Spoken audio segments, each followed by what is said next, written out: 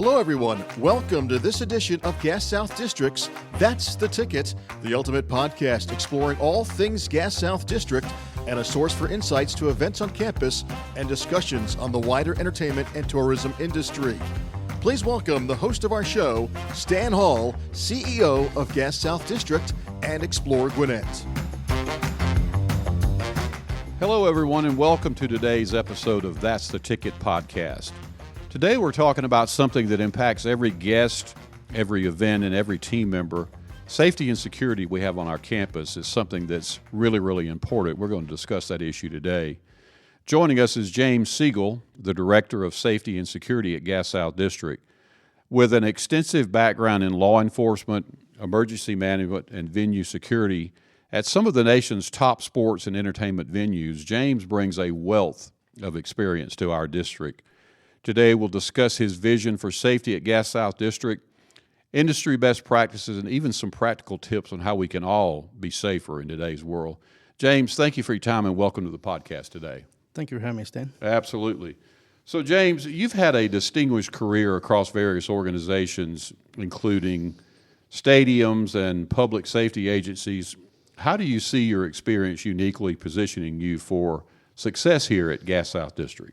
Yes, Dan. Well, with my background kind of spanning, like you said, between public safety and then into venue security after going out of government, we're working in both large-scale event management from both sides of the house and public safety as well as venue security. I feel it's kind of given me a 360-degree view of the public safety operations from both sides.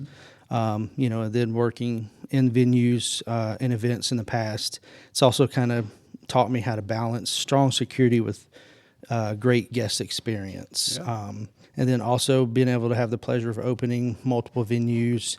I've been able to work with cutting-edge tools and technology like AI, threat detection, advanced inspection screening, and surveillance systems. So, really kind of at the end of the day, it's all about making Gas South District a safe and welcome environment for all of our fans, performers, and the staff to really be secure here. So my experience across all the different sectors kind of brings all the best of the worlds to the role. So. Perfect. Based on some of your past experiences and your first glimpse, if you will, here at Gas South District, what are some of the immediate safety and security priorities you've identified, and how do they really compare to other buildings you've been in before? Yeah, so since joining, and conducting an initial assessment of the team here, I believe some of my top priorities is strengthening the physical security measures here, like we talked about. Yeah.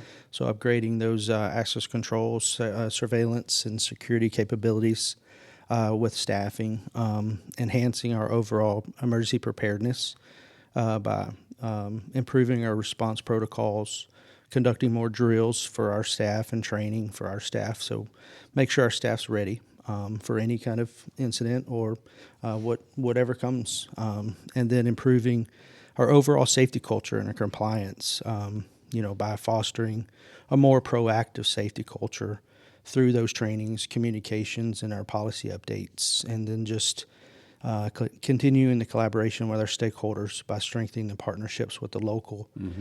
We do have a good partnership with absolutely. GCPDRE Yes. and Fire that we have. So continuing that, kind of tapping into some of the resources I have with DHS and FBI and just bringing those resources here. That's perfect. So, James, large-scale attendance and facility events like we have at Gas South District, really we see so much on the news today about things that have occurred in large attendance buildings, and typically when we hear something, it's always bad. There's plenty of good events where nothing happens, but those don't really make the news. But when you think about large-scale events that we host at Gas South District or otherwise, thinking about your background with places like Mercedes-Benz Stadium and Geodis Park, how do you think we can enhance our security protocols here as it relates to that large-scale attendance? Yeah, so my focus is kind of to implement the security leading best practices that are tailored more toward the needs here at our venue that are unique. Like you said, working at venues like Mercedes and Geodis Parks exposed me to the complexities of securing high-profile events like Super Bowls and college football championships, along with Major League Soccer All-Stars and championship games and stuff too. So, just helped me show those complexities along with maintaining the seamless guest experience. So, bringing those leading best practices and see how we can implement them towards, the unique facilities we have here. Yeah. I think if I think about your background, James, you've worked, as you said, in so many aspects of public safety, security, large venues. And I'm assuming, and you can tell me if I'm wrong, but it really doesn't matter what the event is. They're all handled the same, whether it's sports or a concert, large venue events, they're sort of all handled the same. Are there any particular steps that you might be taking to strengthen Gas South District's preparedness and response strategies for potential incidents that might occur? One thing that I'd like to do is try to take a more proactive approach, and especially to our emergency management response plans, and be more proactive and resilient to that strategy for us. I have a great pleasure of having an experienced safety manager. Yeah. Who is very similar minded than I am. So we're working together on, several initiatives right now. Our emergency planning, where we're updating and refining a lot of those emergency action plans to address a lot of those wide threats and potential threats. Like I said earlier, with training and drills, looking at helping the readiness of our staff by conducting some of those exercises and drills more than what we've done in the past. So making sure we're up to date on those, and then continuous evaluation and improvement. Creating a quality assurance program where we're reviewing every incident and preparing for all of the events that we're going to have coming up to make sure we're staying ahead of the evolving risks. Because at the end of the day, it's all about being proactive. Absolutely. So James, you and I also discussed my background in technology. I think it took me about 15 seconds to explain my background, which is not much, obviously. But you are a little bit different, and a lot different, thank goodness. But what role do you see technology and innovation playing in improving security measures at Gas South District or anywhere? And are there any specific tools or systems that you want to look into as far as potential implementation here at Gas South District? Yeah, so technology is a real game changer in security. So here at Gas South, we're leveraging technology to kind of enhance the safety and improving our response times, creating more seamless guest experience than what we have already. So some of those tools and systems we're looking at implementing or enhancing that we already have is trying to tap into AI-powered surveillance. Yeah.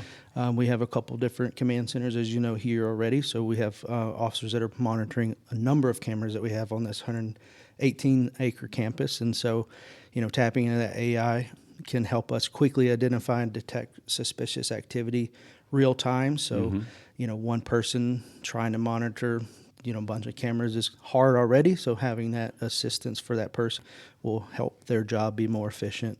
Looking at updating our access control credentialing. And then we're about to kick off a new incident management system to help, our officers be more efficient. So, with our technology, creating more safe and smarter environment for us. Yeah.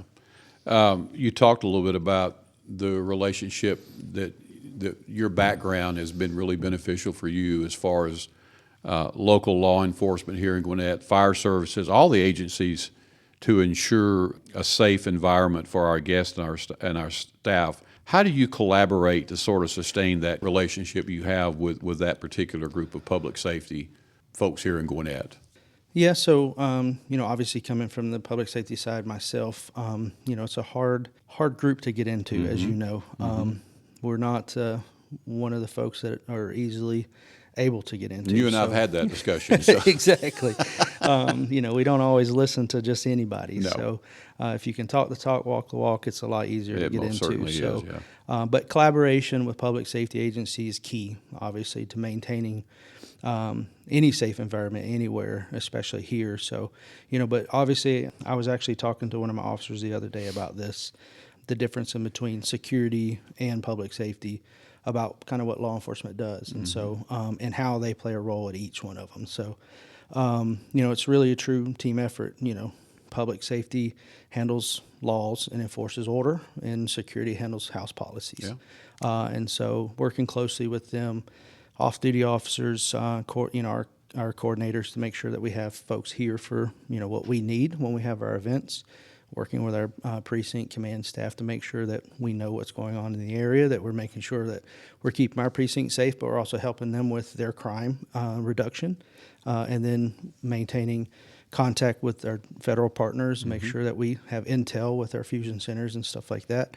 So we're in constant contact with our established networks, because it really boils down, and this, what I'm about to say, because, it's not about if it happens, it's unfortunately when it happens. No and doubt. So at the end of the day, you want to make sure that you have those partnerships in place, because everybody wants to know the roles, communications seamless, and that you're not exchanging business cards for the first time on that scene. You're not kidding about that. Yep. Well, and James, you haven't been here that long, but just the way things have rolled out, we've had some really big events here on our campus that have included the need, certainly for local law enforcement, but as you alluded to, state law enforcement, federal law enforcement on some of the events. And I'll tell you, I've watched you and your communication with them, and I think it made all the difference in the world that you are able to, as you said, you know what they're doing, you know what they're supposed to do, you know what you're supposed to do, and it did make the collaboration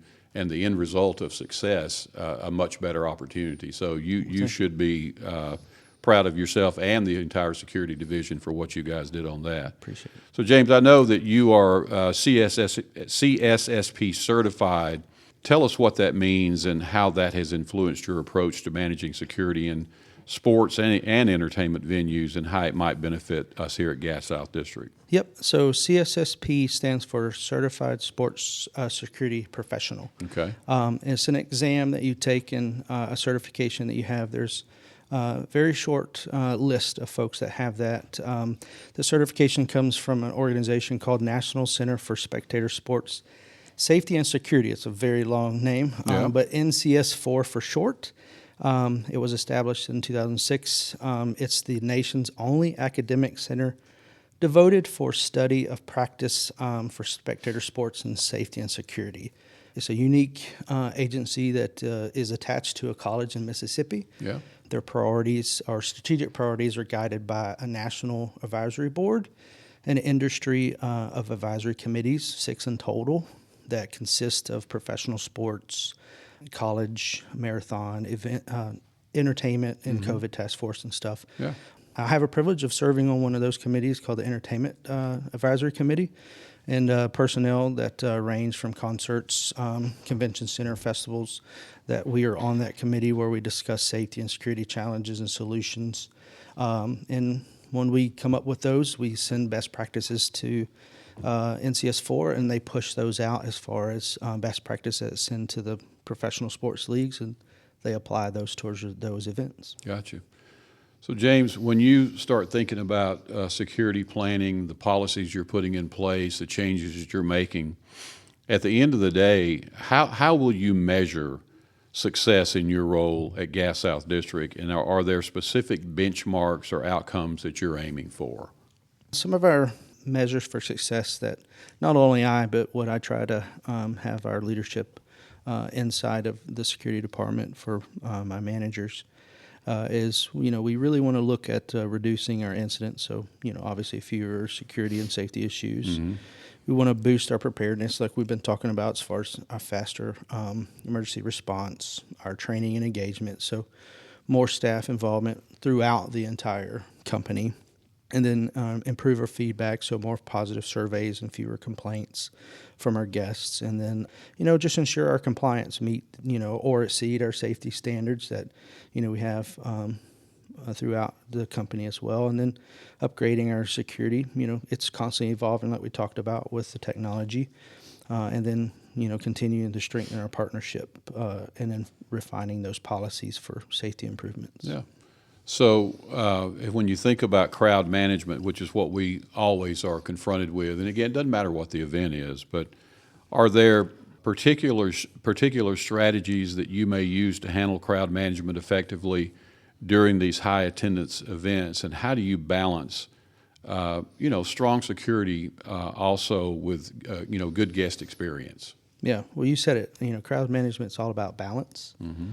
where you're trying to keep the guests safe as well as trying to give them the best experience possible. So, one thing that I try to do is take a proactive approach where I look at and focus on planning, real-time monitoring, and then clear communication. So part of the planning process is we try to get with all the departments up front before an event starts, map out crowd flow, entry points, emergency exit routes before the event, and then in real-time monitoring, we try to tap into all the resources. We look at surveillance, staffing, crowd analytics to detect and address any potential congestion early. And then, as far as the planning side of it as well, we staff train to ensure that, we're prepared for any of our high traffic areas to help de-escalate any situation smoothly. And we also train the staff to make sure we're welcoming, engaging as well, to make sure that they feel safe and welcoming. And then the clear communication for the guests. Make sure that we're informing them early in the know before you goes to help with that congestion, with signage, announcements, and then digital alerts while we're there to help guide the movement efficiently and effectively as well. Yeah. So, James, I'm going to combine a couple of questions here if I can figure out how I want to say this. But, when people come to our campus, the more they know before they get here, the better off it's going to be as far as being exposed to different security measures. I know that we send out something called Know Before You Go, but when you think about safety and security, what are some key tips or practices that we could recommend for individuals to stay safe in today's world? And also, how can the visitors who come to Gas South District contribute to creating a safer environment, things that they should be mindful of, I guess, during the events? Yeah, so the first one that you said, basically, personal advice is, really in today's world, with it constantly evolving, really comes down to two key principles. It's staying aware and staying prepared. Threats are constantly evolving, like I said, so make sure you're always staying vigilant and trust your instinct. So if you see something, say something. And then awareness is prevention, can prevent incidents before they happen. So, just being aware, speaking up, having a plan can make all the difference in protecting you and everyone around you. And then, guests that come to here, not even just here, but any other public venue, to help create that, safety's not just, a role for us, but it's a team effort. Guests play just as much of a crucial role in creating a safe and secure environment at any public venue. So, again, being aware, following the guidelines, and speaking up makes that big of a difference. So, look up the policies that the venue has beforehand, so you're not coming and getting frustrated whenever you're getting through those screening processes and stuff. If you staying aware as far as that, paying attention to your surroundings, trust your instincts. If something feels off, make sure you report it. Know your exits when you get here. So in the event something does happen, you know where to go. You're not part of the panic. And then just be patient and cooperative. Security processes are designed for safety. So sometimes there may be backup. So just be patient, So that's some of the stuff. Yeah. So, James, I think I'm a couple of years older than you are. I'll just leave it at that. But let's don't get specific if you don't mind. No, I think we're around the same age. But I have had the opportunity to really watch security evolve over the years. Thinking about the last 30 years or so, I've seen it where it was like no security at all, and then it started stepping up from time to time to what we see today. But always trying to be in front of what might occur, just like you talked about in your comments just a few minutes ago. Are there emerging trends or challenges in the safety and security industry that you think that not only us here at Gas South District, but anyone, public assembly should prepare for in the next few years? What things are crossing your mind about what you might see coming? Yeah, the landscape is constantly evolving. Like you said, 20 years ago, it was completely different. 20 years from now, it will be completely different again. Yeah. So you got to always look ahead to stay prepared, or you're going to fall back quickly. So, there are a few trends that are shaping the future as a whole. So, some of the emerging trends and challenges that we're looking at, AI and smart technology is something that's big in the world of security. So tapping into the artificial intelligence for threat detection is helping us. That we're going to be looking at drones is a big threat that we're having to deal with now. Because they can carry payloads that we have to worry about. Cyber attacks. So that's some of the things that we have to start looking at now, working with our technology departments to make sure that, not only that patrons are fine, but making sure our networks are okay as well. Same thing with our crowd management, because outside of the clean zone is still always going to be a threat. So making sure that we're working towards leveraging real-time crowd management and analytics. So we're doing predictive modeling and stuff like that for congestion. And then just, looking at that evolving threat landscape of those, lone actors. You saw what happened in New Orleans. Yeah. Nobody would have saw that coming, just something. Never crossed anybody's mind. Yep. So it's just really just stay proactive, and just always investing in technology, training, and then the partnerships to make sure that we're a leader in safety and security. And James, the other thing, again, just thinking about, I'm sitting here listening to you talk and thinking about the last 30 years or so. When security really started to become an issue, everything was focused and centralized on the immediate place that we were looking at. But now, that level of security phases back to one level to another level to another level to another level. Mm-hmm. And tell us why that's important, not just to think about what we're looking at here, but as you go out and out and out, why that has to be safe as well. Yeah, because like I said, it's constantly evolving. You have to look past the clean area or just where everything is at inside, because once you get indoors, it's harder. The lone actors or the folks that are trying to harm folks it's harder to get inside now. So they're wanting to do the quick harm if they can. Mm-hmm. So, those are the easy targets on the outside. So that's why we're having to put preventive measures more to the outside. You're looking at, vehicle ramming now is something that wasn't in place, 20 years ago. Knife attacks was something that wasn't things that you had to worry about years ago. So certain incidents that you didn't have years ago that we're changing the environment on. So we're having to put different things in place now out further, mm-hmm. From the venue. And so that's what we're having to look at from more of a security and threat prevention. So, those technologies and things are in place that we're having to look at. I just told somebody on our team the other day that, we concentrate every day on making our campus more and more comfortable for the guests that come here. That might mean more benches for people to sit on, trash cans at every corner. But in doing that, we also have made it easier for someone who was bound and determined to cause a disturbance, mm-hmm. that we've created some opportunities that hadn't always been there. So to your point, we do have to always look well beyond. And I do think, I think that's just going to get further and further and further out from the main point of where the activity is taking place. Do you agree with that? Yes, sir. Yeah. You could see with, the Olympic bombing. Yeah, exactly. That's exactly what happens. It sure was. James, you mentioned, I want to talk about this a little bit.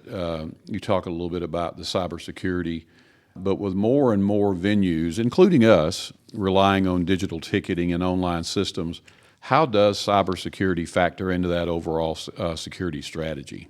Cybersecurity is something that is, now that as venues become more tech-driven, protecting ticketing systems, guest data and network technologies are critical. I can't tell you how many times, everyone is getting, cyber attacked all across the world. Yeah. So having that in place is very key.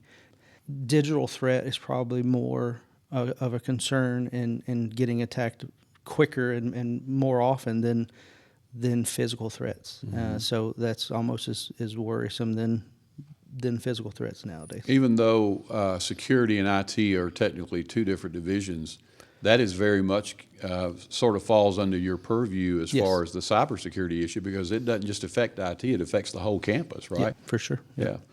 So, James, you've had the pleasure, I would say, you've lived and worked in various parts of Georgia, left Georgia, now back to Georgia again, and we're appreciative of that. But how has your connection to the state shaped your approach to your work or your career in general? Growing up, Georgia's kind of given me a deep appreciation for the state and the people and the communities, and so being able to work, for the government inside of Georgia, for the state as well as the local government, has given me that appreciation. So through the years, I've had the opportunity of building strong relationships in different professions that I've worked. That's been really invaluable to my career. So, also working in the different parts of the states gave me a unique understanding of the dynamics of the different venues, the fan bases, and the public safety landscape across the state. So those connections give me the experience to help me bring a tailored, more of a community-focused approach to the work here. Absolutely. I just want to thank you for coming with us today and sharing your insights and expertise with us. I do think it's clear that safety and security aren't just about protocols. They're about people, preparation, and staying ahead of potential challenges. And I will tell you, and I hope you'll share with your team, that as the leader of this organization, I feel very confident with where our security is on campus and where we're going to go as we continue to evolve. So as a director, I appreciate your efforts and I appreciate everything your team does. But thank you for being with us today. Thank you. Thank you for having me. Be sure to check out GasSouthDistrict.com and follow us on Facebook, Instagram, LinkedIn, Twitter, and TikTok. You can find all episodes of Gas South District, That's the Ticket, wherever you listen to podcasts. Thanks again for joining us today. We'll return soon for another episode of That's the Ticket. Goodbye. Thanks for joining us today, and we hope you enjoyed the episode. For show notes and further information about Gas South District and upcoming events, please visit our website at GasSouthDistrict.com. That's the Ticket.